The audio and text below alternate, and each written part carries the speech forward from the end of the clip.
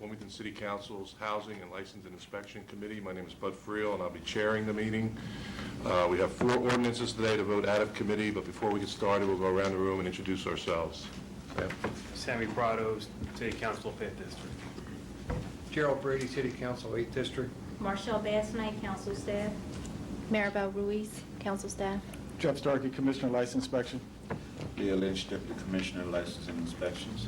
Trevor Knight, L&I. Marvin Newton, L&I. Gwen Kaminsky, Planning Department. Peter Biesecker, Planning Department. Christina Ferris, Ferris Properties. Alan Emsley, resident. Norman Griffiths, City Council, 2nd District. Mr. Farrell? And my name is Don Farrell, East Side resident. 30. Berkeley Wharton, Auditing. Andrea Fern, Law Department. All those Christina School District. Amanda Kenny, resident. Chris Diver, Identifier Properties. Lisa Goodman, Conway. Mike, could you go ahead and introduce? Mike Brown, City Council. Okay, before we get started, if anybody has a cell phone or pager, if they could at least put it on vibrator, turn it off. The first ordinance we have is Ordinance 05-077, an ordinance to amend Chapter 4 of the City Code regarding the placement of self-closing devices on the outside doors of multifamily dwelling units. This is sponsored by Councilmember Prado, so I'm going to turn it over to him and let him walk us through the ordinance. Oh, okay.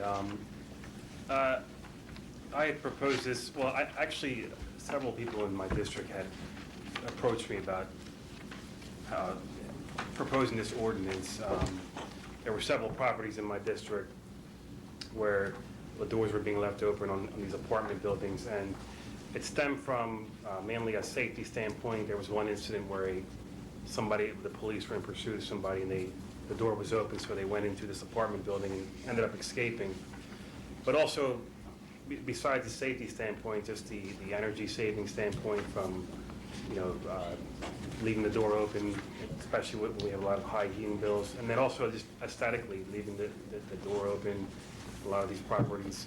So I floated the idea around to a lot of my constituents. I held off on it for a while, but a lot of people seemed to think it was the right thing to do, and then I talked to the commissioner about it, and the intention is not to go out and start citing people for having the door open. It would be something that, as part of the pre-rental and as part of the process, it would be something that would be required, but it's not something that they're going to go actively seeking out.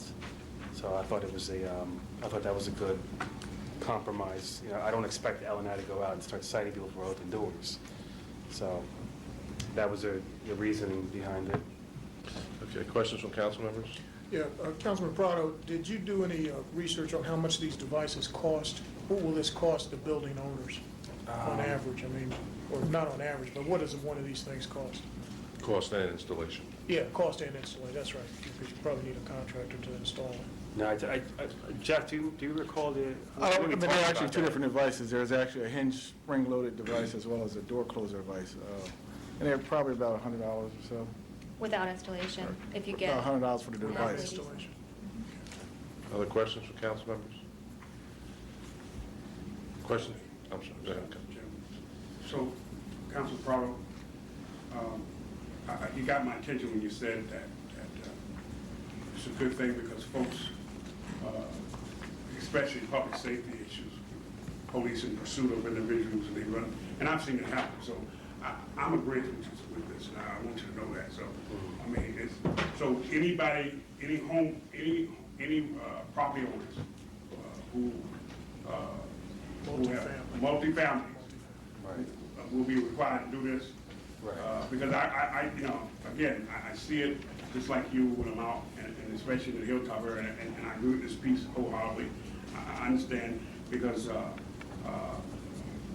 it's just a safety factor as well. Kids can get loose in the hallways of those buildings and get lost out in the streets and so on. So I will vote for this. Councilmember Brady. Yeah, just for, I guess, definition and clarification. The self-closing or automatic closing device, this isn't the I don't want to say triple arm. Do you have to automatically engage this to gain entry? Like on some of the high-rise, I'll just say the more affluent apartment buildings where you can press a key, or is it key controlled, or is it, this won't keep the door locked, it just No, no, closes? no. I'm trying to think of what, There's one right there. Yeah, there's one. That's what he's talking about. and thank you, I was thinking there for a moment that it was, you know, gated, like some of the gated communities, I'm thinking like the Dorset, for example, where you have to press the buzzer to gain access and entry. Are you done? Like, it's just a thing like on your screen door. Oh, there's the door, yeah. Yeah. It automatically closes the door, right? Thank you. Doesn't lock.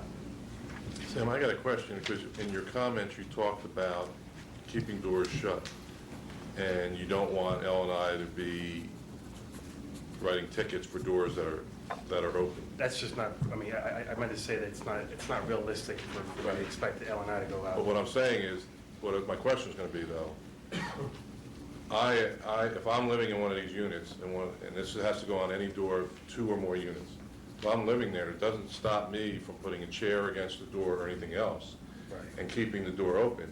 But Right, you that's- can't, but that's this doesn't give L&I the authority to write a ticket because the door's open. Right.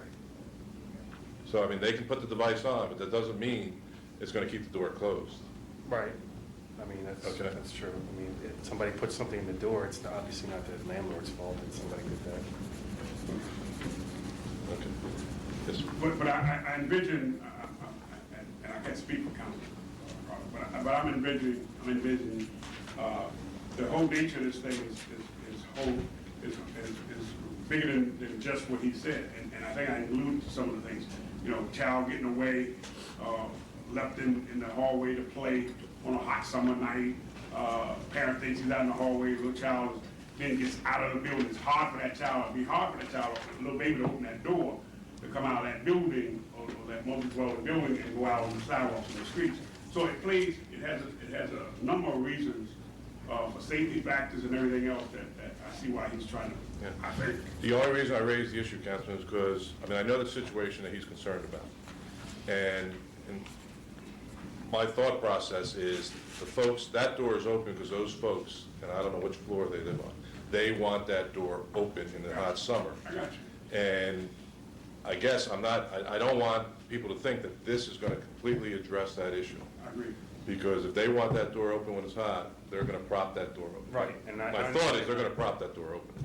I understand that. I mean, I know it's not it's not Okay. the end all be all, Okay. but, and if somebody's gonna sabotage it or break it, I mean, I understand that's not, these things will happen. I mean, Okay. Just one question for Commissioner Starkey. Jeff, is this something, for example, or is it your intent, twofold, that you would have in the pre-rental checklist? Yes, Okay, thank you. but once it becomes law, I mean, it's part of the code, so, I mean, if someone was to complain about that, that becomes part of what we can cite someone on. Do you think, you know, the Section 2 says that it becomes effective immediately upon its passage by city council and approval by mayor. Do you think we ought to have a phase-in period to give multifamily dwelling property owners time to know that this is coming into play and I have time no to objection to that. buy that? I don't know what the right time is, not an inordinate amount of time, but just some window of time, so we can start at least advertising on Channel 22 that this is coming. You need to go buy your devices and get up to speed. Maybe you could even do a spot on Channel 22 about this, to tell people it's coming, rather than to have it. See, this has already been first and second. This is gonna be voted on tomorrow. I mean, no? It'll be voted on the 16th. The If it gets 16th. out of committee today, if it gets voted All on. right, but that's still pretty soon. And so, you know, some folks won't even hear about this until it's too late. And the first fine is pretty hefty, $250. Jeff, do you know how many Can we- multifamily units we have in the city of Wilmington? Multifamily buildings, as opposed to, not on. Yeah, it'd be two or more, right? Yes. So, but we're talking thousands. Yeah, you're talking, you know, the 1 and 2-story buildings, that's the ones you're going after. Well, any more than one unit is multifamily. Yeah, that's what I'm talking about, building-wise. Yeah. You're talking buildings as opposed to units. 3 months, I mean, it doesn't mean, 90 days? Can we go with 90 days of notice before it becomes effective? Its effective date will be 90 days from passage on the 16th. Okay, well, let's get, before we get to amending a date in there, I want to open up for questions from the public. Alan? I'm not sure, number one, I think a lot of buildings probably already have closers on. Like I say, there's one right there. But the thing that concerns me is, number one, you talked about the public safety issue. Having a door closer on the door is not going to stop somebody from running in the building. Having the door locked is a totally different thing. But we're not talking about locking the door. We're only talking about something that closes the door. So that doesn't stop anybody from running in. But it's certainly more inviting when you have a door open than one that's closed. Well,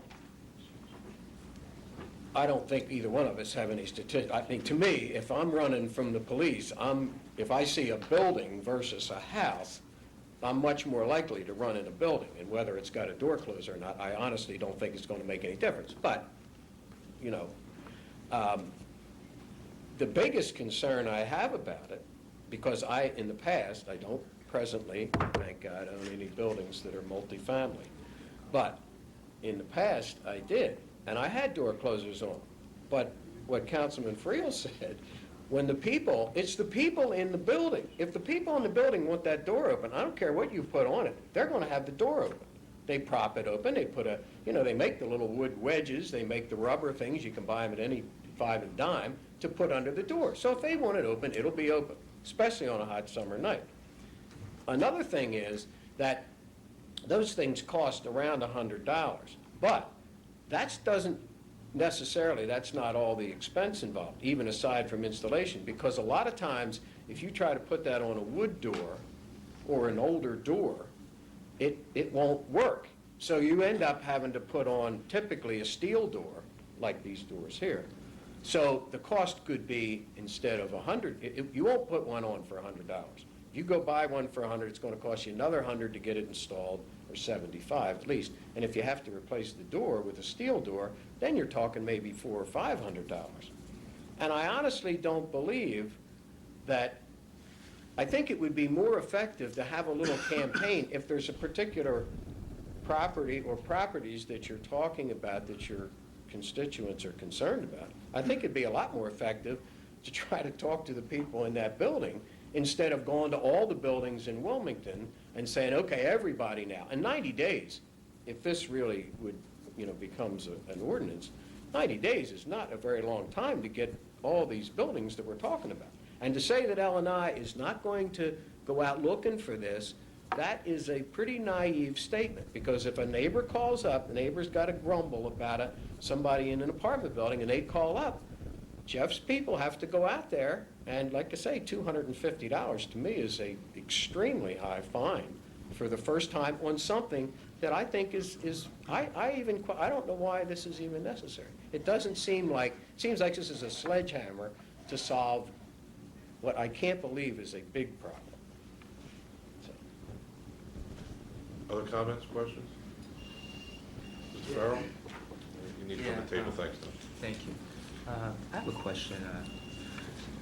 Will the Wilmington Housing Authority properties be a part of this, or will they be independent of whatever you're trying to do? Because I know that a lot of times we try and do things, and it's hard to get the Wilmington Housing Authority on board. So that's my one question. And the other question is, if I owned a couple thousand properties, then I would have a problem with it also. But if I did not own that many properties, and if it's from a safety standpoint, then I'm all for it. But I can understand where you're coming from. If you own a lot of properties, and it's going to be excessive and oppressive. I really don't see the safety issue. Councilman Brown talked about, if a child, very young child is out running in the hallway, and they aren't big enough to open the front door, well, I agree, that's a slight possibility. However, if a young child is running in the hallway of a multifamily building, there's a whole lot more things to worry about. I don't know why that young child is out there in the first place. And if the child is very old at all, they can open the front door, whether it's got a closer on it or not. Let me. Before we go, can I get an answer to Mr. Farrell's question about WHA? Jeff, I'm going to have to turn to you. Well, I assume this was like any other violation. Oh, absolutely. I mean, everybody will fall into the realm of the ordinance. But it's multi-unit. I mean, Right. for their single units, no, they're multi-units. Okay, Councilmember Brown, and then Councilmember. The little child, and I did use that statement, and I used it as an example of where I thought Councilman Prado was, one of the reasons why he was trying to go with this particular ordinance. And you're absolutely right, there's more than just that child being in that hallway. But then to have, to go in at those type of communities that have multiple dwellings, to go in and know some of the dynamics, there is a possible danger for a little child. And that's why I threw that out there. To know the whole dynamics of that particular block, that particular neighborhood, and why that child is put in the hallway to play and outside on the street. So I use that as an example. My concern is that a child young enough that they couldn't open a front door shouldn't be in the hallway playing in the first place without an adult. Al, I have a curiosity question. Do you normally have these on most of your buildings? I would say that it's a fairly common, I mean, it's certainly not unusual to have them. You know, a lot of like the bigger buildings, like the plaza and stuff like that, you have glass doors or something like that, and they all have closers on them. I would say that probably at least 50% of the buildings have them. But the problem, I used to have a problem on a property on Washington Street, and it had a closer on it. But I constantly had people propping that door open. It actually had two doors, and both of them had closers, had a little, you know, a vestibule thing. They propped both the doors open. And you know, what are you going to do? You can't go over there every 10 minutes and take the props out. Well, one of the other comments that was made that caught my ear, to be honest with you, was the fuel conservation or energy conservation.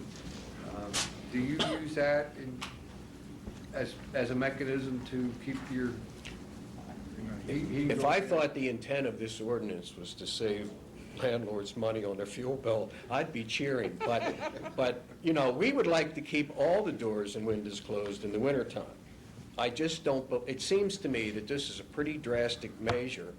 And if you're going to have a law to say that you're really not going to, you know, go out and try to really enforce it, you just want to kind of have it, well then to me, if you have a law, it's there. And to say it's not going to be enforced, I know better. I didn't say it was going to be enforced. I said that it would be part of the pre-rental. I didn't say that they were going to go out and look for this problem. I mean, but what there are I other mean, issues with the LNI is dealing with. I said that as part of the pre-rental, that's where it'll be enforced. But Councilman, the neighbor that has a problem with a building, that hears about this, and then looks over there and sees the front door open, and calls Jeff's office, and, you know, it's something that to me is just far more severe. I don't believe the problem warrants this. I don't think it's type of as severe attention. as you make it sound. I mean, I think you're Well, you're exaggerating. would you offer to, do you own any multifamily buildings? No, I don't. Well, I don't know how you know how severe it is then. I mean, $250 is pretty serious, don't you think? Would you, I'm asking a simple question. Would you, if you got a $250 fine, would that concern you? Yeah, sure, and I do something about it. Okay. Can I say something, please? I'll need you to come to the table. We're having a crime wave in Hilltop.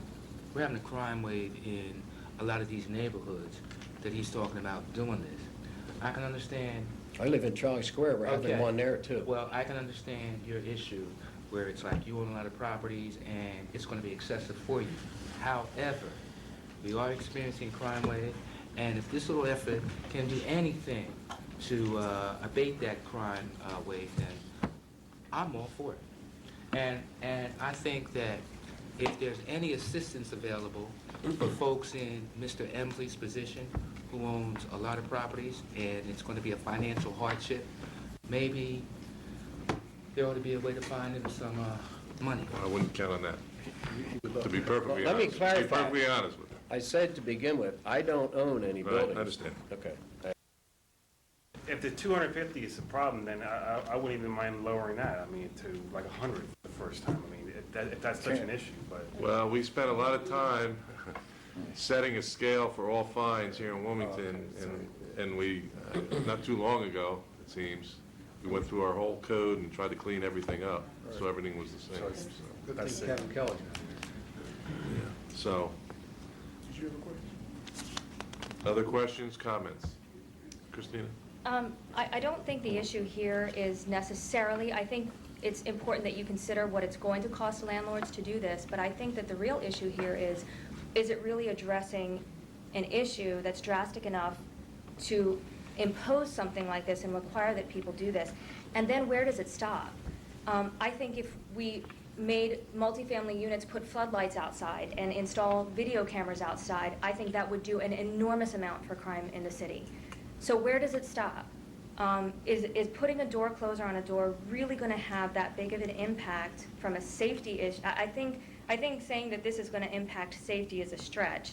I think saying that it's going to be an energy-saving type of issue is, to pass a law to save a landlord money, I think that you should leave that decision up to the landlord. And from an aesthetic point of view, to Councilman Friel's point, is a door closer addressing the issue of keeping the door open? If you really want the doors closed, then pass a law that says the door has to be closed. Don't require that, you know, a landlord spend $250 plus to install a door closure that might not do anything. The tenants are also extremely hard on these things. I have door closers in a lot of my multi-unit properties as well.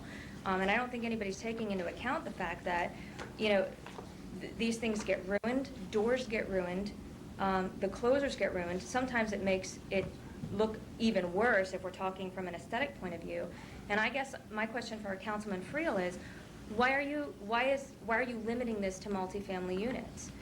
My guess would be that if I would bet that we have a bigger problem with drugs in single-family units, or just as big of a problem that we do in multifamily units. Why are single-family units allowed to leave their doors open at will, and multi-unit buildings are being targeted in terms of requiring that the door is closed? And is it really going to resolve anything? You're addressing that to Councilman Yes. Prado, not myself. I'm sorry, Yeah. Councilman Prado, yes. Well, the problems that, this issue is mainly, has come about from multi-family. That's the reason why I chose multi-family. It hasn't come from owner-occupied homes. How So many issues if- have you had specifically that made you introduce this ordinance? 4. Okay, so why would you say thousands and thousands of people are going to be targeted over this, over, let's say, 4 issues? Why not address those 4 issues in those 4 particular buildings where you're having an issue? This is a pretty drastic. Like I said, I discussed it with constituents, and they, and a lot of people thought it was a good idea, in all parts of my district, not just one part. And they thought that it was something that would be beneficial to the city, and, you know, that's why I went through with it. I mean, and now we're discussing. I mean, if we need further discussion, I'd be willing to hold it for a little, you know, for the next committee meeting, or. If we could do that, because I'd like to talk some more offline about this if we could. The folks don't mind, we're going to end the discussion on this ordinance and move on to the next one, because being that we're going to hold it for at least another committee meeting, okay? The second ordinance we have is ordinance 05-090, an ordinance to amend Chapter 45 of the City Code regarding the placement and maintenance of dumpster-type containers. This is sponsored by Councilmember Gregory. Is there someone here that's going to assist us with this ordinance? Gretchen, are you going to help us I'll out? speak to what this particular piece of legislation seeks to do. Okay, thank you. This particular piece of legislation seeks to regulate dumpsters, and we're looking at dumpsters, the trash dumpsters, in terms of where they need to be located, how they need to be cleaned, and the maintenance and the fines and fees and registration fees for those kinds of dumpsters. There is a section that requires the registration of the dumpsters, of $50 per container, and. Well, they're required to register them now, but they're increasing the fee. Right, Is that right? It's required to Okay. register now. It was $2 now, and it's being raised to $50. Okay. And Question, is that one time? The $50? Every year. every year, Once a year? yes. Okay. And Oh, then, it says annually, I'm sorry. Then it looks to, it defines, adds a definition of dumpsters, Okay. which are the trash receptacles designed to receive, transport, and/or dump waste, or a type of mobile garbage bin, which is the kind of dumpsters that we see outside of Construction sites, you place them there for a period of time and then move them? those, and the trash ones outside of most personal. they- commercial The construction dumpsters, construction dumpsters, we're already charged them a street storage fee for. Right. But Well, what is a mobile garbage bin? the ones that you see outside most commercial businesses, the ones that have the special, they'll hook it in, yeah. Okay, And the Sorry, truck- the trucks, that's a dumpster. that's the dumpster. Okay. But, I'm a yeah, little it's, confused there. they have dumpsters that just sit on the ground, and then they have ones that are a little smaller that have casters on them, so they can roll them, but they still pick them up the same Okay. way. Okay. Okay, so then it goes on to section 2 that determines who needs to have the private collection. It is going to those multifamily dwellings containing 5 or more dwelling units, an apartment house, and it goes through a list of definitions of what type of properties need to have private collections. Okay, so is this all new language then? This is new language, yes. Which section? We're adding a- 45-250 is all new language? new language. Oh, okay, I didn't, I see. Okay. What we're adding, section 2-49 is adding to the $50 and the dumpster definition. Section 45-250 is adding new language dealing with who's required to have the collection of dumpsters and who's required to have dumpsters in the collection and any violations thereof, which are consistent to what's already existing in the L&I code. Then it adds section 45-251 in terms of the maintenance of dumpsters, and That's all new too? that's all new too. And then it's a passage upon signature by the mayor. Councilmember Griffin? Just a quick question. On number 3, under 45-251, no dumpster shall be placed on a public way. When houses are being gutted for major renovation, generally, I mean, a lot of times the dumpster is right on the street. 'Cause, I mean, sometimes we get complaints while they're taking the drywall out and all that stuff. This would ban that? I think we're looking at the construction dumpster is separate, is a different kind of dumpster. This is the trash dumpster that the intent is to deal with the trash dumpsters for commercial buildings and the commercial businesses that are special trucks, not the construction dumpsters. Those are something separate, whereas people placing outside of an apartment building, putting it on the public way or something like that, as opposed to in the back on the property of the apartment house. That's where the intent is. I got it. I just think we need clearer language as to what's covered and what isn't. Well, I have a couple questions. I have no idea, these multifamily units of 5 or more, how many more dumpsters is that going to add to the city of Wilmington? Good question. Unfortunately, I don't have the numbers of multifamily Okay. 5 or more. And I That's- apologize, because I'm just looking at this for Okay. the first time. The as well. second thing is, after I just got done explaining that we have a Fines. scale of fines, this doesn't meet it. Right. So I just want to mention that, just let me get through this real quick, okay? And then the maintenance of dumpsters, I mean, have we reached out, not just to multifamily, owners of multifamily units, because the maintenance of dumpsters, I assume, applies to anybody who has a dumpster out there. And we're now requiring them to have screening. We talk about fencing and plantings here. I'm assuming, I mean, these come from trash collectors. I don't know if they consider their lid tight-fitting, odor-proof, vermin-proof covers. I don't know if that's the way they define them. And then we're talking about every time the dumpster is empty, it has to be deodorized. Now, I don't know if that is just, does that mean spraying it somehow, or does that mean throwing a tablet into the dumpster somewhere? I'm not sure how that works either. What I will do, So, I mean, those are just some of my questions. I just. Councilman Brown? I just called Councilman Gregory. He could not be at the committee meeting. He has a procedure he has to have done tomorrow and needs to prepare for that. he just said this does not have to come out of committee, it can be held and discussed at a future, committee meeting. Well, could you? I was going to convey what these concerns are to Councilman Gregory, so I was just about to go through exactly what the concerns are. Councilman Griffiths had a concern about the public way definition. Okay. And all of Councilman Friel's comments, I agree with all of them. And Councilman Friel in terms of the fines and where's some of the other My concerns? my only statement out from the comment was, Chief of Staff just verified, I just said to my fellow councilman here that we own it. Okay. And so, Chief of Staff just came back and said she spoke with him. That was gonna be my recommendation. Okay. I just Jeff, have did you one. still want to make a comment? Yeah, just one concern that, you can put down, in some particular areas, something we've been looking at for a while, but you don't have properties that are landlocked, particularly like on Union Street, because we're having a problem over there where they don't have backyards or side yards or anything like that, so you're gonna really need to take a look at the right-of-ways and how we deal with those issues. All right.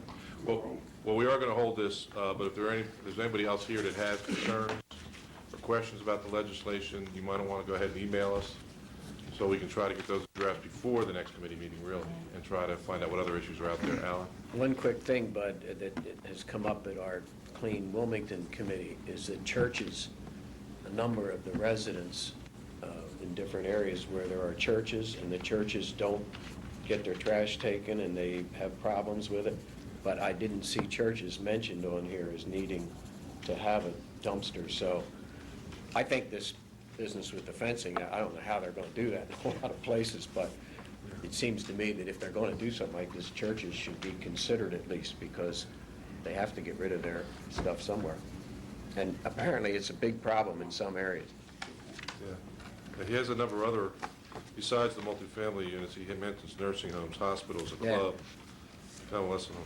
Okay, well, we've raised a lot of concerns. We decided to just hold this one. Okay. Next piece is an ordinance to amend Chapter 4 of the City Code to approve the adoption of the International Code Council of 2003 with amendments to be set forth in Chapter 4 of the City Code. I'm going to turn to Commissioner of License and Inspection, Jeff Starkey, to kind of walk us through this, please. Yeah, thank you, Mr. Chair. First, I'd just like to introduce Leo Lynch, Trevor Knight, and Marvin Newton, who've been instrumental in helping me develop this adoption. We're currently using the 1996 VOCA code. What essentially has happened, the three Okay, national and both is, building officials and code administrators. I wrote it down and I lost it. Okay, yep, thank you. And what essentially happened nationwide is there were three national codes. They're now on one national code, and they've all combined, and it's now called the International Code Council. We're looking to adopt the 2003 version of that code.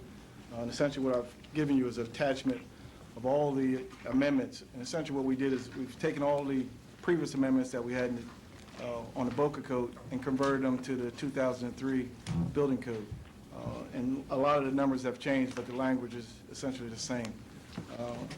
And hopefully we can adopt this as for building code, plumbing code, and mechanical code. Now, Jeff, the BOCA code has just gone away completely? Yes. I mean, that is not being used by any jurisdictions No. or entities or anything like They that? combined the three codes. The three codes and the International Correct. Building Code. And basically what we're doing then is almost like a house cleaning measure Exactly. to bring us up to date with what's happening out there. Right. Is that right? Bringing us up to speed. And what I essentially did is, everything that's in red or italicized is a new addition to the code, where we're modifying the existing structure, existing sections of the ICC code. I'm not going to go through each detail. Well, yeah, but that sounds a little different to me then. All this red is actually additions to our code? No, that's our existing code that's being brought into the new code. Those are our amendments that we currently have, that we had in the BOCA code. These are the same amendments that we had in the BOCA code. Okay. A lot of the vacant property stuff has to be rolled into the building code. Okay, all right. So this is language already in our code, but now we're bringing it all in We're under bringing it to the new the code. new international. And we're Okay. amending this code to add our language that Gotcha. Okay. directly affects Wilmington, Delaware. Okay. Councilman Burns. Just one quick question. How many inspectors, how many people right now are qualified? Off the top of my head, I would say You, that are certified in the building code or all the way throughout? all the way throughout?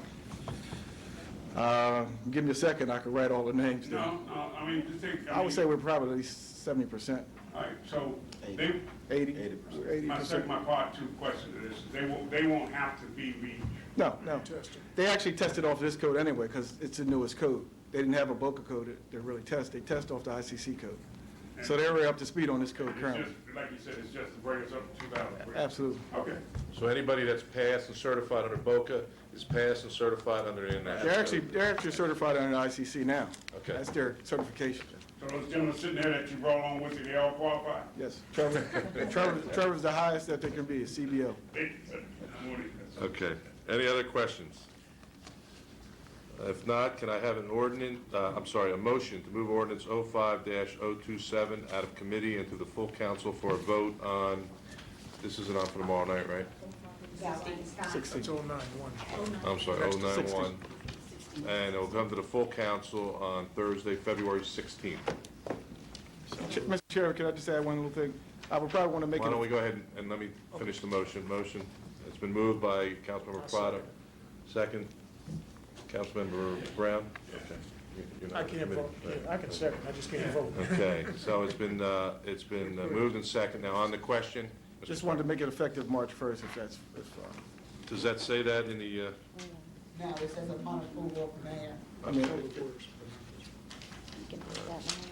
so we're going to vote, the motion's going to, you have no problem with It could be added as a language. that? All right, so the motion's going to be per the amendment to change it to March 1st. All right. All those in favor say aye. Aye. All those opposed? Ayes have it, so this will be on the agenda for February 16th. thank you. Okay.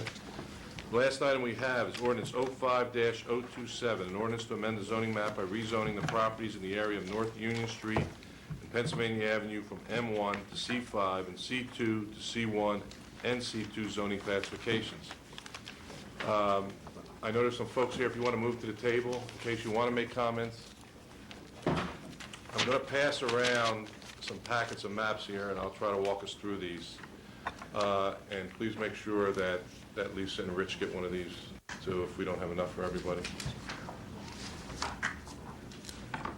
I don't know where my colleagues went on this one, but I guess I'm being left here to handle this. Yeah, and I will try to explain this. What happened was, I'm going to say probably now, and Gwen and Peter, I guess, will help me out here, fill in the gaps. But last summer, when Councilmember Brady was on serving our country, some folks came to me about some areas in his district that were zoned C5. And they wanted to know if we could take a look at a rezoning of those areas. Myself and Councilmember Walsh agreed to do that. We took it to the planning department. They said, that's a good idea, but let's look at all the C5 along that Pennsylvania corridor there from Scott, basically to Union Street. The first map was what that area looked like at that time. Is that correct, Glenn? At that time. They came back with some recommendations for us to rezone that area from C5 to C1s and C2s, okay? And I guess we don't have that map here, to be honest with you. No, the first map proposed changes shows the Okay, large C5 district. Okay, so if you look at that map, Being where you rezoned. see the slash lines across there, the recommendation was to zone that C5 to C2. Where you look above that and you see just kind of the gray shade, that was going to be C1. That went to the Planning Commission, I believe, in October? September September 05. 20th. September of '05. There were a lot of concerns raised by a number of businesses in that area. They were not concerned so much from going from C5 to C2, but those that were going from C5 to C1 had some serious concerns because I believe a lot of them, if they were in a C1, would become a non-conforming use. They'd be grandfathered in, but they would still be a non-conforming use. Under C2, they would not be. The Planning Commission basically took all their concerns and asked the city to kind of go back and look at it again, all right? Which we started to do. If you look at map Number 2, second map, or B as they have it here labeled. After a meeting with the sponsors and the planning department coming together again, the map, there were some changes made to where you see a lot more of a slashed area, that C5 went to C2, and a smaller C1 area. The reason we compromised, but tried to keep the C1, because C1 is what I think called like a neighborhood retail district. It's smaller, commercial, doesn't go up very high. And what we were trying to do was make sure that we had a little bit of a buffer between the heavier commercial, which would be C2, and as you can see around there, all the residential area. You have R1s, R2s, R3s. So that was what we compromised on. We went back to the Planning Commission on January 17th and presented this map. There were still some concerns raised. The diver company came back and said they were concerned because if you look all the way to the left there, that building that sits between Grant Avenue and the dark line, I'm sorry we don't have maps to show on TV with all this, but the line between C2 and C1 now goes right across their building. Can everybody see that? It's this little piece up here in the corner, okay? So most of the building would be in a C2, but there would be a small section that would now be in C1 of Diver. All the other buildings you see are either wholly in C2 or wholly in C1. But we did that to kind of, like I said, to try to keep that buffer of a small neighborhood, what's considered small neighborhood rezoning, between the heavy C2 and the residential. At that hearing on January 17th, obviously there were some other concerns raised, but the only one that the Planning Commission saw fit to make a change on, and now you go to map C, was the diver's request to put their building wholly into a C2 district. So you'll see now where now that is all the slash line area. And then the rest stayed C1 as was requested by the sponsors. Now, having said that, the three sponsors, myself, Councilmember Brady, Councilmember Walsh, have met, have discussed this. We are going to vote out, we're going to ask to vote out an ordinance today that basically incorporates map C. But I just want to tell everybody, when this comes to the floor for a vote, we are going to try to amend this and go back to map B. All right, understand what I'm saying? So we are going to have to get 10 council votes to do that. Because you're doing Because we are overriding a planning commission recommendation, okay? And just to let you know, tomorrow night there'll be a resolution setting the public hearing for this ordinance. The public hearing, February 16th. I apologize. The resolution will be introduced February 16th to set a public hearing for our March meeting, which I believe is March 9th, okay? So that's where we'll have the public hearing on this and vote on this. Next Thursday, or 2 weeks, we'll just do the resolution setting that. But I want all council members to understand that though we're going to vote out of committee today an ordinance, or hopefully vote out of committee an ordinance with map C in it, we're going to come back to council on March 9th as part of that public hearing, and we're going to say to our colleagues, we're asking you to override the Planning Commission recommendation and vote to go back to map B, which was presented to them, and we'll be asking for, and we'll need 10 votes to do that. Obviously, if we do not get 10 votes, the ordinance does not pass, and everything goes back to the original rezoning, which would be mostly, mostly be this C5 area that you're looking at in the front there, all that. I don't know if, do I need, Gwen, do you guys need to add anything to that? Did I totally confuse everybody?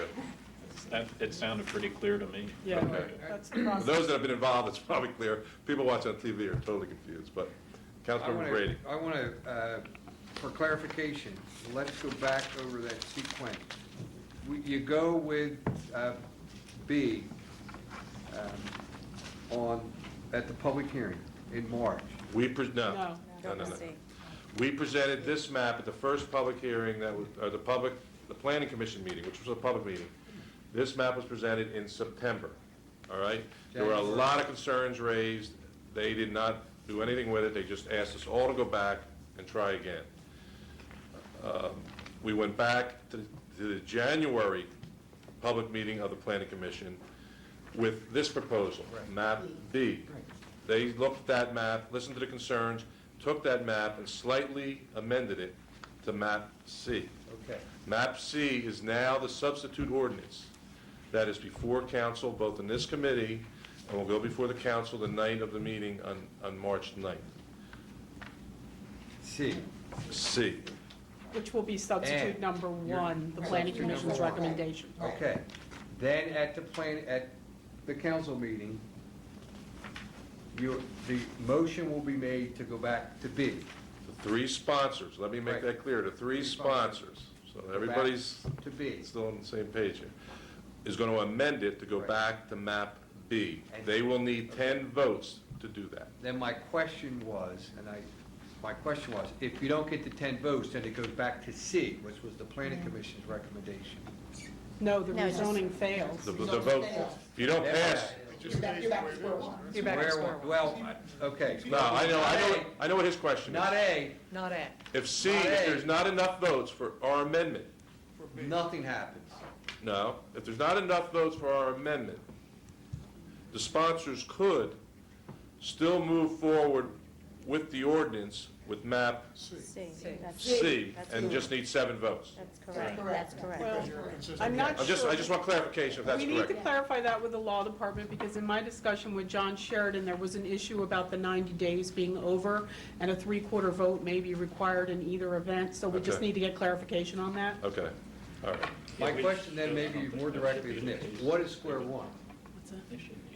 See, that's what I was trying to. No, square one is, you go back to this map without all the shaded areas and slash lines, and it stays C5. Is that correct? Okay.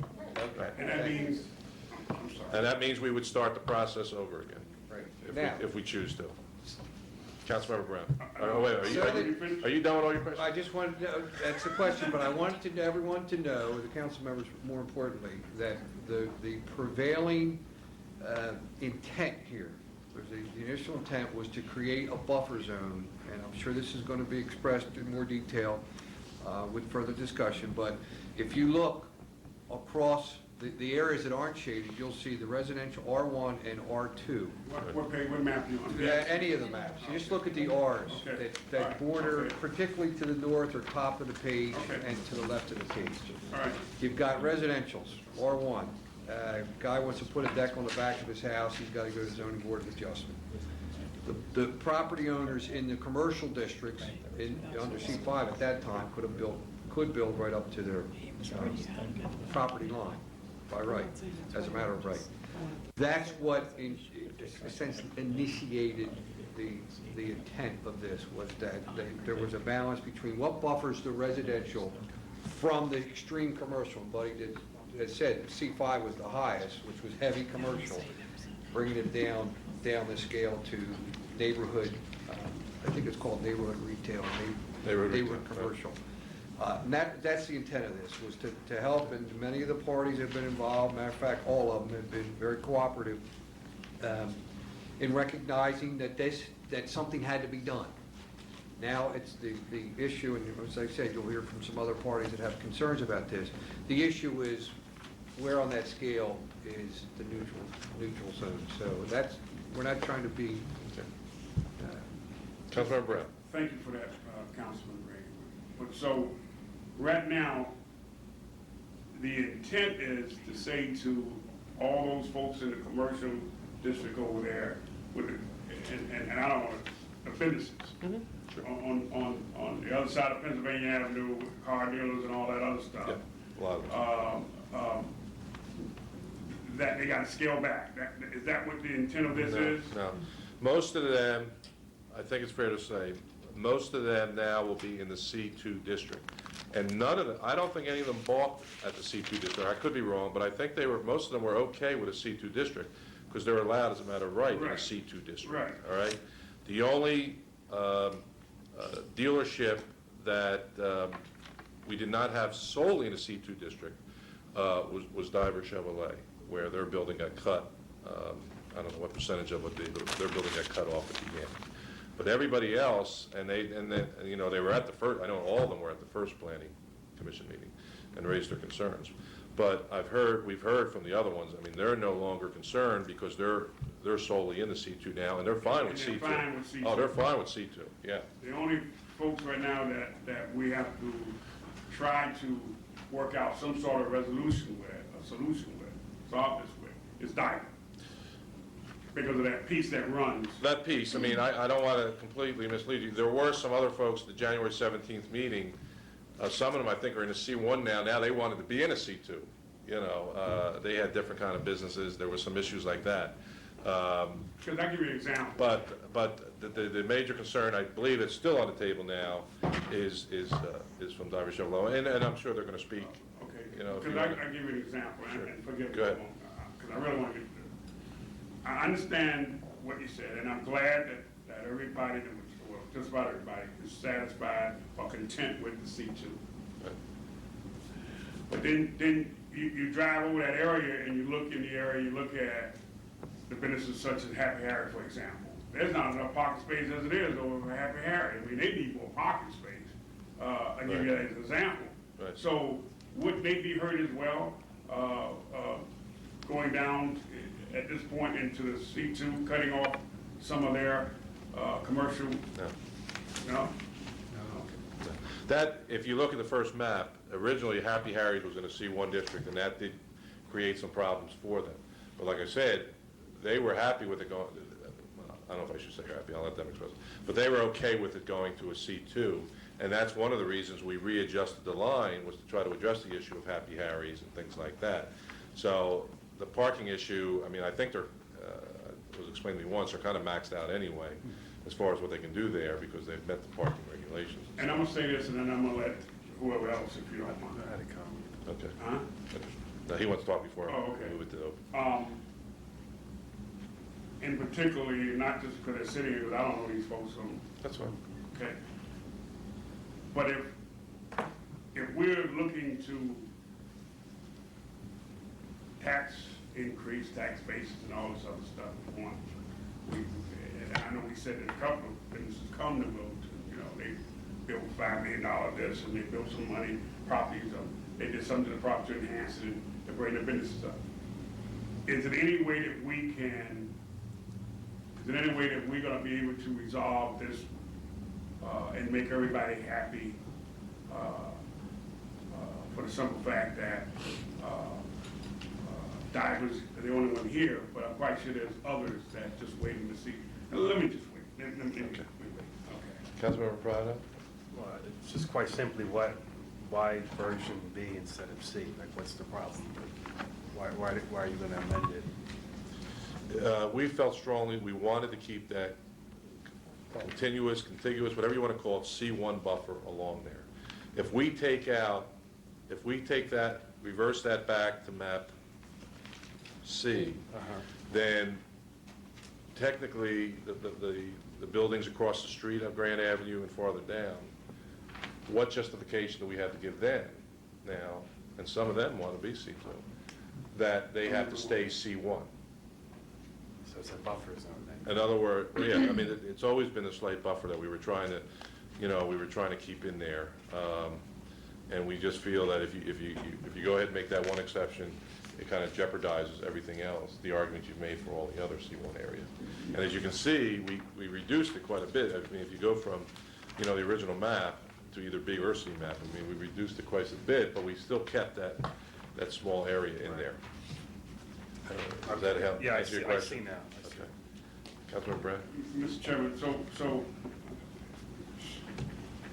grandfathering Diver in on this little piece that we're talking about. Can we grandfather them in and then, we've done, and we grandfathered other things, and we grandfathered people in, we grandfathered other items. Well, your use is grandfathered in. Say again? Their use will be grandfathered in. Question. The real issue is the value of the property if you ever sell it. That's really, it's not just what you're doing today, which is grandfathered in, it's the value of the property when you go to sell it later. If the zoning is changed, it could really affect the value. I think that's really. Well, that's true, but that's also That's not- kind of our concern and a residential concern, is what happens in the future. None of us can predict the future. all right? And if we let C2 go right up to residential, yeah, I mean, they start selling properties, and, you know, you can start going up, and you're sitting there in your little two-story house, Right, and things could change drastically. So So that is a it's an issue on both sides of the table, I think. All right, One last question, I know I said I was going to ask another. okay. But what did we do when we had a similar situation? I wasn't on council, but I think that, and I could be wrong, and I'm quite sure your history mind would tell us wrong. But what did we do out on Northeast Boulevard when they built those townhomes, out like on the other side of, Baker Chief. right, what did we do when those folks, did you grandfather them in, did you do something? What special, resolution did you come to help them out? Because there was an issue about them opening their back door, looking at cars, and I think it was resolved in some kind of way. I can't answer your question, I just don't know. I mean, because what's good for the geese is good for the gander. I mean, I just don't know the answer to Let's that. be fair here. Well, I mean, we were trying to be fair, believe me. We've worked on this for a while, but. No, I'm not saying we're not Yeah. being fair. Yeah. That was just a jest. Before I open it to the public, Peter or Gwen, did you want to add anything or say anything else that you think needs to be added? You remember that, Peter? I'm sorry, Mr. Chairman. Not really. I don't specifically remember if that was a rezoning that occurred there or if it was already zoned for residential. But it was the new housing development that went in there, right? And the commercial uses were already there. And you, well, when you that can put housing residential in a was built. commercial zone, right?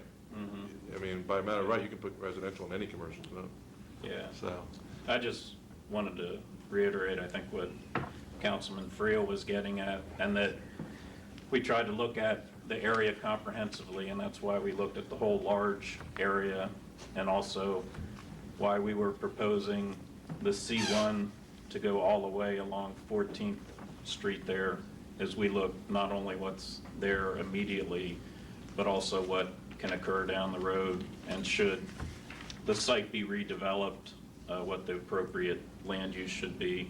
So we take a look from, you know, a longer perspective as well as a short perspective, and trying to look at what the appropriate zoning should be. And I think if you look at what we originally had proposed, which was a pretty significant buffer, and keep in mind that C2 is, the purpose of that zone is for areas that are along state routes and main arterials.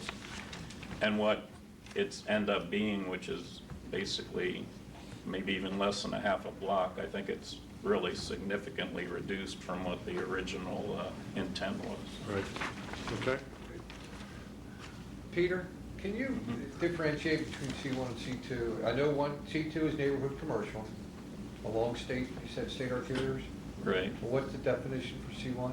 Well, and that's one other thing I should clarify a little bit, because when you go from C5 to C2, it's not necessarily that you're, you know, kind of losing in terms of the value of your property, because actually it's probably, if I own property, I'd probably prefer to be in C2. For example, the C2, your height of buildings are allowed to be 15 stories versus C5, which is like 6 stories. And C1 is 3 stories. So that's obviously why that type of commercial district is more appropriate, buffered up against a residential district, which is generally 3 stories if you're talking about a row house district.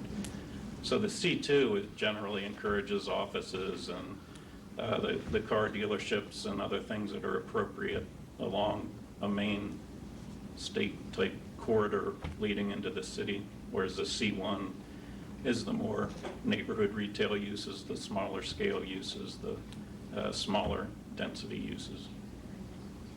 Thank you. Okay. All right, I want to open it up for comments, questions. Okay. Lisa, could you just go ahead and introduce yourself again? Sure.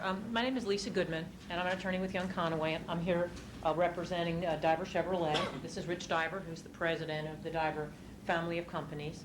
I guess I'm really speaking here to Councilman Brown and Councilman Prado, because certainly Yes. Mr. Friel and Mr. Brady know this project very well, although it started, as Councilman Friel pointed out, while Mr. Brady was off serving our country.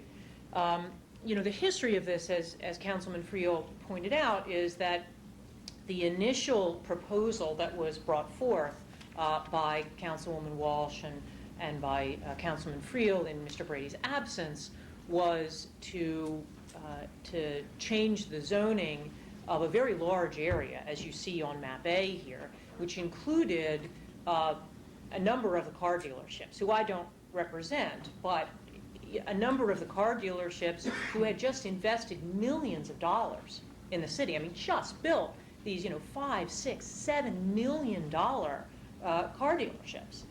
And needless to say, they, along with my client, the divers, were fairly aghast.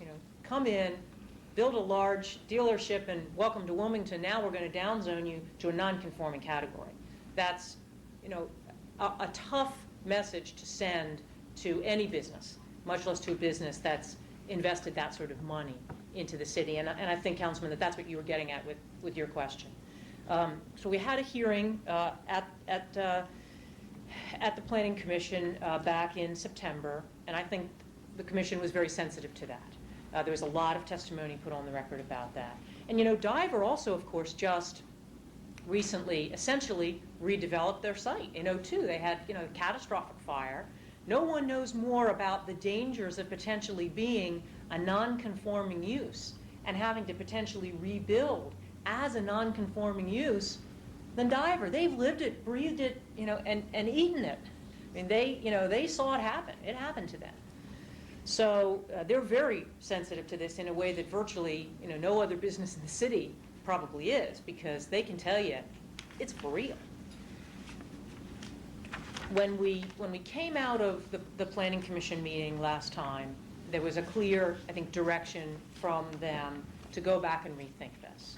And clearly that's what happened. Now, we weren't asked to be a part of that process. The proposal that came back, which is what you're looking at now as map B, is certainly much better. And you were both, I think, asking questions about what gets referred to as the Happy Harry's building between Union and Grant. That's actually also owned by the Divers, that building. And that building was also going to be made dimensionally non-conforming by the original ordinance. That building is now out of the danger zone, if you will, because it's now going to be proposed to be C2, and C2 is fine. And just to be clear, the Divers were never opposed to a downzoning from C5 to C2. That was always recognized by them as being a reasonable step for this neighborhood. So I just want to get that on the table, that that's never been at issue. What is a problem, and what continues to be a problem for them under Proposal B, is the idea of having a building split zoned. And the reason that they are concerned and here today is the idea that the sponsors of this bill are going to not take the recommendation of the Planning Commission, which is map C that you have in front of you, but go back, try to go back with another amendment and go back to map B. What the Planning Commission recognized is that the Diver building is now the only building in this whole proposed rezoning area that is proposed to be split zoned. And I think that's the distinction. Again, Councilman Brown, I think you were asking the question about, how do we why did the Planning Commission choose to single them out and just carve them out if there were other folks there that were raising concerns? And the answer is simple. Number one, they were the only, and the major answer is, they were the only building that was proposed to be split zoned by this proposal. The other businesses that raised concerns were either wholly in or wholly out, and Councilman Friel said that as well. The second issue that the Planning Commission raised and specifically cited, and specifically Mr. Montgomery stated this in his comments, is if you look at the map, you'll see that the Diver building essentially fronts on two residential areas. It fronts the R2 area, which is across 14th Street, and you can see that there. But it also fronts the R1 area along Bancroft Parkway. And of course, there's not even an intervening street, right? You have the back of the Diver building, and then you have the backyards of those R1 houses. Now, this proposal is comfortable with having the bulk of the building be C2 against those R1 backyards. But the co-sponsors are saying they're not comfortable living with the balance that the Planning Commission struck of having C2, an intervening street, and then R2. And the Planning Commission's vote, incidentally, was all in favor of that, with the exception of one vote. And the reason that the one vote was against it was because that one vote thought that the whole plan was crazy. That one vote was against it because his opinion was that all of this should be C2, that none of it should be C1. And he put that, and that was his comments before the vote. He said, no, I think this should all be C2. So it was really, a unanimous vote. He voted against it because he didn't think it went far enough. So we're here because, we're concerned about the plan to try to override the Planning Commission. I mean, you folks put the Planning Commission in place to give you guidance. And they, as you say, how do we resolve this? They very thoughtfully, they have now heard, that Planning Commission has now heard this proposal twice. Very lengthy testimony twice. And they really thoughtfully tried to strike the balance.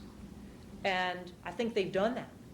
And our concern is that council, not override what they did. I mean, they really did their job. And we think did their job in a rational way. And that if you look at how this breaks down with C2 buffered along R1, along Bancroft Parkway, that it makes sense for just a small corner versus the harm that it would have to Diver to split zone their building. And I just want to talk briefly about the harm. What's the harm? Well, the harm is it now makes that whole building non-conforming. And I said this at the Planning Commission. This is a contiguous building. It's not, it's not a series of buildings. It's one long building going from Pennsylvania Avenue all the way back to 14th Street. So you can't have a building, it's like you can't be a little pregnant. You can't have a building that's a little non-conforming. It's either non-conforming or it's conforming. So if any part of it is non-conforming, you have a building that's non-conforming. So every time they go to refinance that building or to do anything with that building involving their bank, their insurance company, anything like that, they have to disclose that they have a non-conforming building. Okay? Now, yes, the city will issue you a certificate that says, not a problem, non-conforming building, the city rules permit you to rebuild a non-conforming use. And absolutely, Jim DePinto will issue those, and he does all the time. Not a problem. However, what the city rules say is that if you have a fire, Exhibit A, for a large fire, and it takes you more than a year to commence rebuilding, you now have to go to the Board of Adjustment to get permission. Well, anyone who's been in any kind of business knows that if you have even a tiny disagreement with your insurance company on a large project, on a large rebuilding project, it could take you a year. I mean, it can take you a year to decide which building you're going to meet in with your insurance company. So, and at that point now, you're no longer a by right use. Now you're into, can I rebuild or not, and I have to ask permission. And that is a really dangerous and horrible position for a business that's been in the city, been at this location since 1936, and has been in the city longer than that.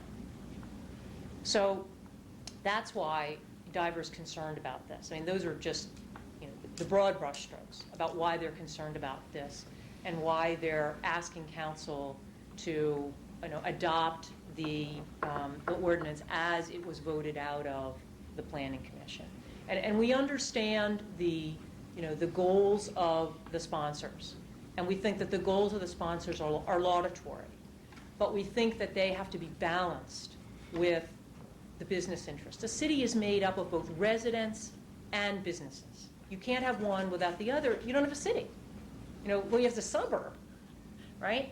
So we think there has to be balance, and we think that the balance here is map C, which balances both of those interests. It's already there, it's done, and we would ask the members of council to stick with what the Planning Commission came up with. Thanks. I'm going to turn to Peter for some help on some of this, but there's one comment I did want to.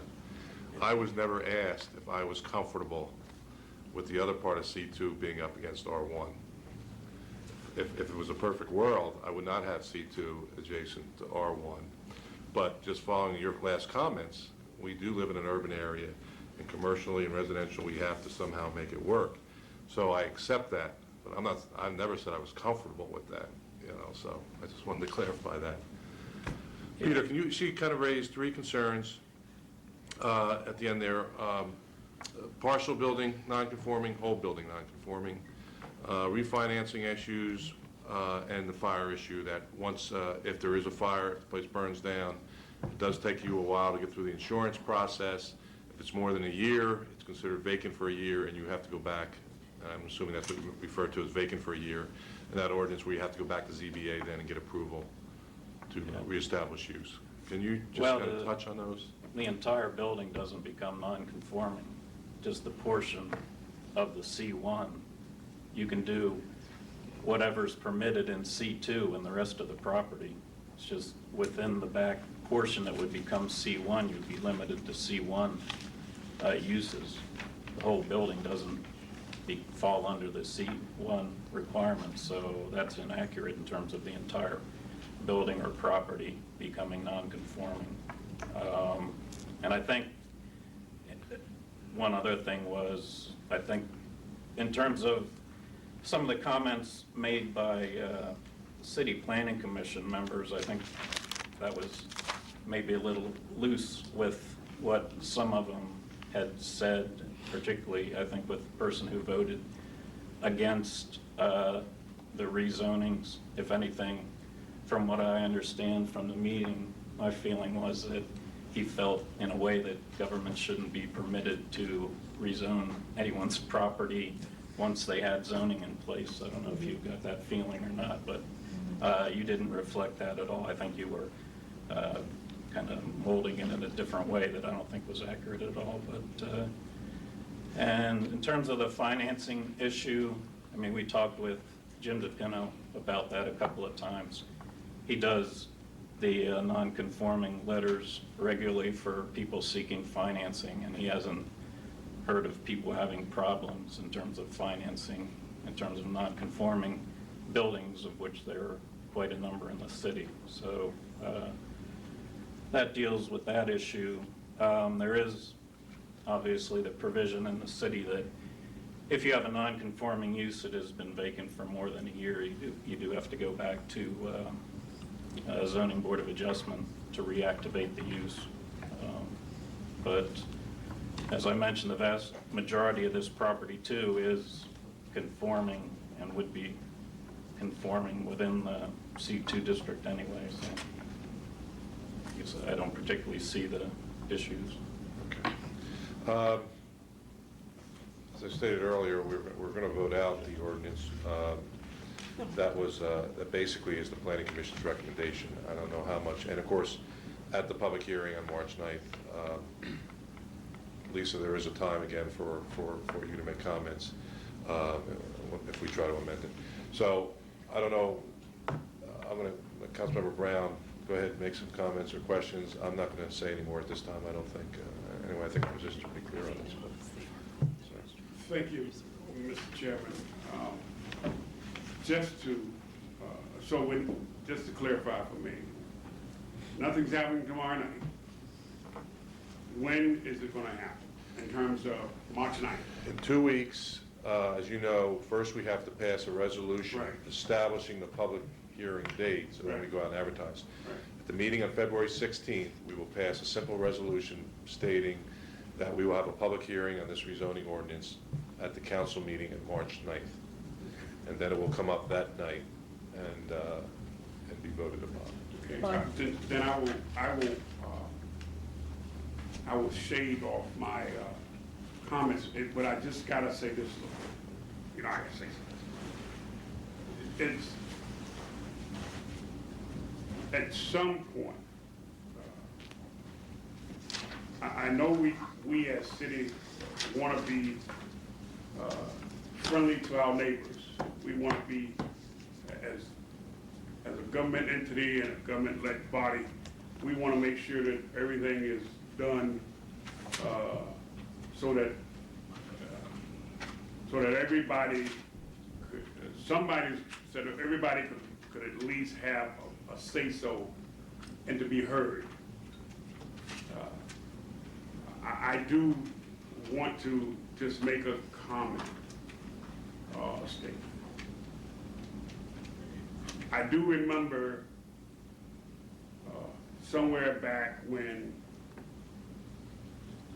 the city economic development office, it was said somewhere that we had invited and had plead with some businesses such as some of the car dealerships out on in this area to come into the city, help us. Let's brighten up this neighborhood. Some came in and spent, one individual spent $5 million to upgrade and do some things to enhance so they could have a viable business up and down Pennsylvania Avenue. I do concur and agree with the statement that representatives stood up and spoke about how even through the crisis of Diver, of this particular car dealership, they could have, when they had this big fire, they could have dusted themselves off and went somewhere else, but they decided to stay. And it helped our economy, helped the tax base anyway, within the city. They could have, after that devastating fire, and not hesitating to dust themselves off and rebuild and stay within the city, they could have taken their big businesses elsewhere. But they have been here as and again, I don't know them, never seen them before, but I'm just speaking of things that I've heard of and noticed and back then as a community activist before I became on this council. I just, if we had to vote today, I'd have to honestly tell you, I'd have to go with the recommendation from the planning department. That's fine. It's only fair. That's fine. I mean, this has not been an easy process. It's been difficult because, as others said, that we tried to balance all the needs. And I will tell you, and I think Councilor Brady will support me on this, there are people on both sides unhappy. There are residents that are unhappy that think we gave in too much when we moved the line back, and there's some other businesses that aren't crazy about what we're doing. But that's, I mean, that's part of what our job is here. We tried to find a balance, and we tried to be fair. But, we'll see what happens on March 9th. And if it doesn't make it, it doesn't make it. We go on and other things. Councilman Just two Brady? comments. That's what would be voted out today, Councilman Brown. Right, we're But gonna- one of the other things that food for thought, I've been on the phone all day, every day this week, discussing the issue. And just so you know, no one essentially is being denied anything at this point. For example, ZBAs, where if it's not approved, then you can't put the deck on the back of your house, or you can't put your addition on. We're not vacating a street here or dedicating a street, vice versa, so that someone's business can fluctuate. It's right now, the discussion is just a matter of restricting the zoning codes. We're not denying anybody a building permit or anything of that nature at this point. And I know that's what troubles me, particularly with ZBA hearings, where you come here on Wednesday night, and if it doesn't go, then somebody's essentially out of business or cannot further their business. And, interesting, as the counselor said, most of the businesses, actually all of the businesses have been furthered here. So we still have, a lot of consideration here, but nobody's being put out of business. Final piece of business. Can I have a motion to move substitute number 1 to ordinance number 05-027, an ordinance to amend the zoning map by rezoning the properties in the area of North Union Street, Pennsylvania Avenue from M1, C5, and C2 to C1 and C2 zoning classifications? Second. Okay, moved and second. On the question, all in favor, say aye. Aye. Opposed? Okay, so this ordinance will come up, as we discussed earlier, March 9th. Any other comments before we? Yeah, I just wanted to point out the resolution scheduling the public hearing is actually going to be scheduling 2 public hearings because we also have to make an amendment to the comprehensive development plan for whatever version that you pass at city council. So we'll need a resolution on the night of March 9th for that comp plan change, and I believe the resolution's already been written to schedule both public hearings All right. for the 9th. Thank you. Any other questions, comments? Can I have a motion to adjourn? Thank you. I realize.